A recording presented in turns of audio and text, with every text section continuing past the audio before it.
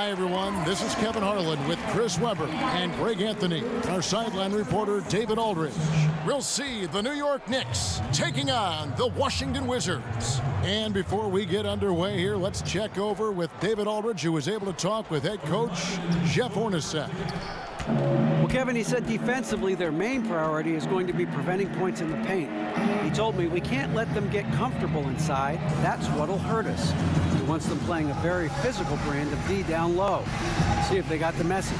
Devin? Thank you, David.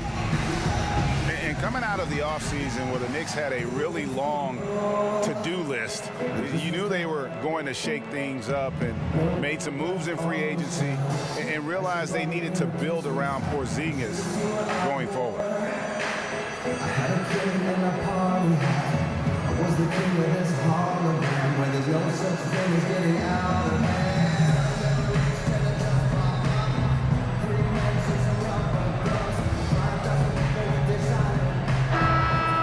Change was needed badly for the Knicks, and they did that starting with the front office. Yeah, Knicks fans can have a dire outlook at times, but the team still has a solid foundation. It will take some time for the team to become a true contender again, but having players not be at odds with the front office, definitely a good start. So a look at our starters for the Knicks. Porzingis and Hernangomez are together down low. Ntilikina out there with Hardaway. And it's Lee in at the 3. I don't think we'll ever see another 7'3" player who can drain the 3 like Porzingis. He takes the idea of that inside-outside threat to a whole nother level. Now here's Porter. On the wing, Morris. 6 to shoot. Takes the turnaround Jay. Rebounded by Hardaway. Wizards on D. It's a 3-point game. And while they swept the season series against them last year, making it pretty clear how much separation exists between the two teams. And this is where it may be hard for them to get motivated for this matchup. Maintain their focus because they've been so dominant against these guys. Here's Wall. Following the basket by Kristaps Porzingis. And Wall. Here we go now. Foul call that time on the way up. That'll give him 2 chances at the free throw line here. Well, when the question of who has the best handles comes up in the NBA, John Wall should be in the conversation. Of course, Irving and Curry might be at the top, but Wall isn't far behind. He can absolutely lose a guy with one of his crossover behind the back, flip up, down, zip-zap moves.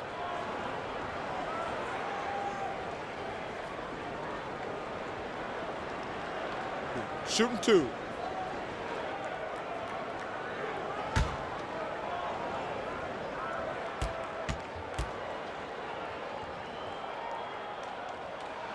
And the first one drops.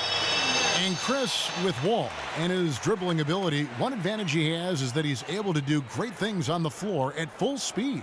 Well, I could think of several examples where Wall just left his defender in the dust at half court. Such a fluid behind the back move with his speed that defenders is so hard for them to check. And so John Wall nails both of them. And there's a few things that make Wall important to his team, but I think the #1 factor is his leadership. His guys look to him to set the tone on both ends, and he doesn't disappoint. Here's Ntilikina. Over in the corner, Lee. Jumper off the screen, and the Knicks good for 2. That's 3 straight shots to fall here to start. Looking good. And here is Beal. He feeds it to Gortat. Outside, Wall. Knocked away.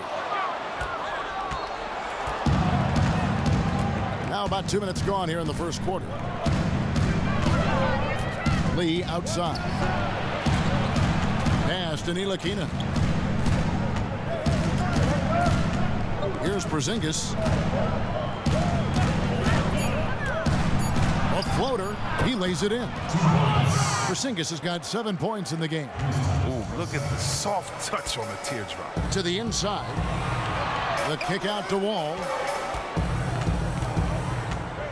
Morris a screen. All with it. Can't capitalize on the good screen. Pass to Ntilikina. Porzingis against Morris. Outside, Porzingis. Up off the screen, and the dunk by Porzingis. And you can sense they're starting to take charge here. Yeah, and it goes beyond the small lead that they built. They really captured the momentum. Now here's Gortat. Outside, Beal. Drills it from outside.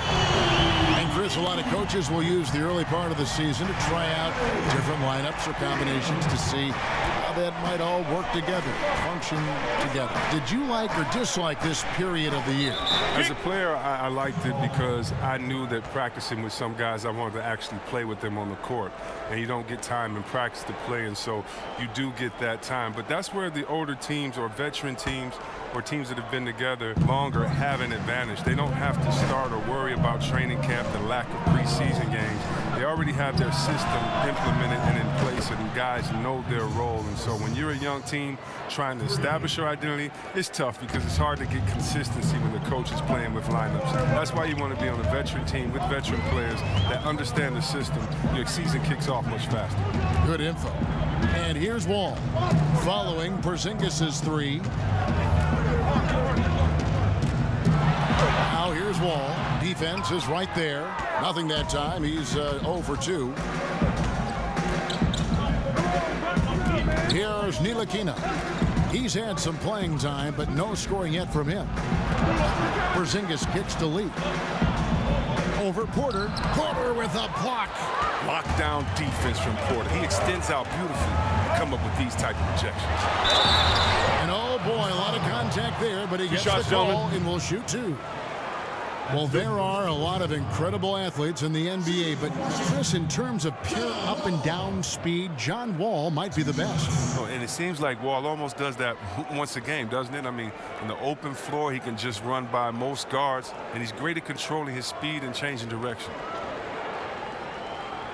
Now, gentlemen, 2 shots. Loose shots.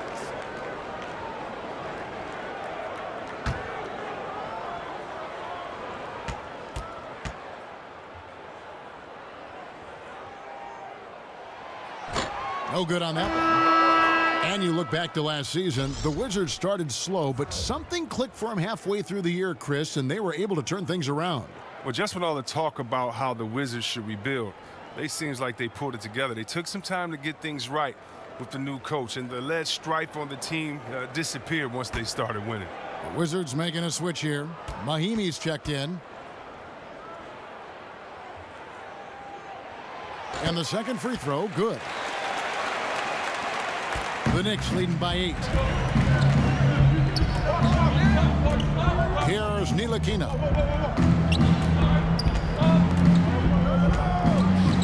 Passes it to Porzingis. Cantor with the screen on Mahimi. Here's McDermott, and again it's New York. Defensively, giving up far too many open rhythm looks. Now here's Wall. Timeout called here, the first for Washington. And you look at the level of talent in the NBA now, some great players. But we've heard others say the league is watered down.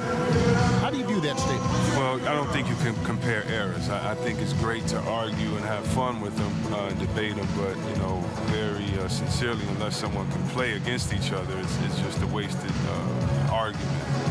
There's different eras, there's different rules. Think about how many threes Larry Bird shot per game. 1.5, 2.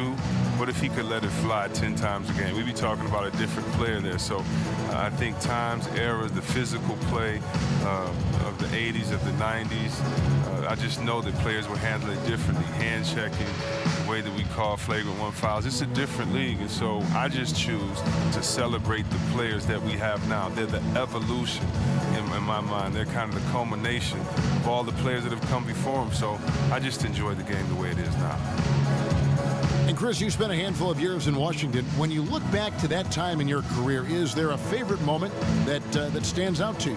Well, it was early in my career when I was with Washington, and I learned a lot about the league. And I think ending the Washington playoff drought, that they have been in for so many years was part of the reason why I wanted to go there, and that was a lot of fun. Making my first All-Star team as well was pretty cool. Oubre's checked in for Otto Porter Jr. Here's Ntilikina, covered by Wall. Porzingis, and the dunk by Porzingis. Methodical in their approach. They have absolutely owned this first quarter. Well, I love how they've done it. They built this huge lead, points in the paint, dominated physically. Now here's Wall. Mahimi a screen. Wall passes to Mahimi. Wall with the steal. Now here's Oubre, guarded closely. Washington making some changes. Jason Smith, he's checked in for Morris. Jody Meeks comes in for Beal, and Tim Frazier subbed in for John Wall. Jody Meeks, Tim Frazier. 1:19 left here in the opening quarter. Oubre, no one around him. The Wizards with another miss. Here's New York. They're on an 18-6 run. The wide open look here for Porzingis, and the three off target. Some very slack defending, playing with fire to leave him that open beyond the arc. Foul call that time on the way up. That'll give him 2 chances at the free throw line here. Yeah, and Kelly Oubre, the first rounder out of Kansas. I mean, he's a player that still has some development to do. This great in open court needs to be more consistent. And for Kelly Oubre, the shot is coming along. Has been taking more threes, Chris, but it's just a matter of time probably being able to do it for long stretches in a game. Yeah, different players take different amounts of time to figure that out. He needs the confidence to take his man off the dribble. Break. Slowly, he's starting to trust himself more.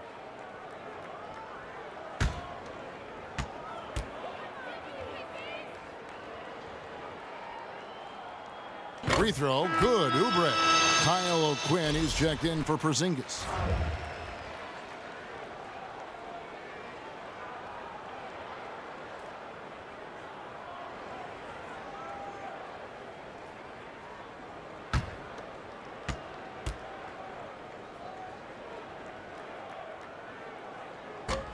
And he makes both free throws.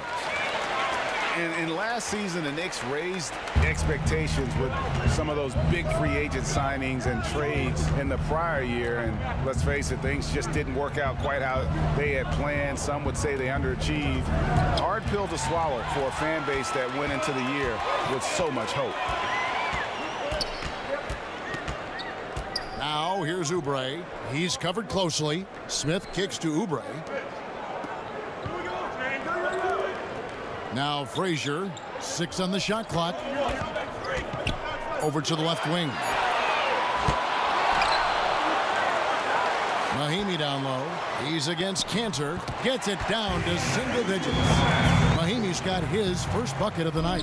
The tenacity on the interior, just battling, bringing that effort and will for second chance points.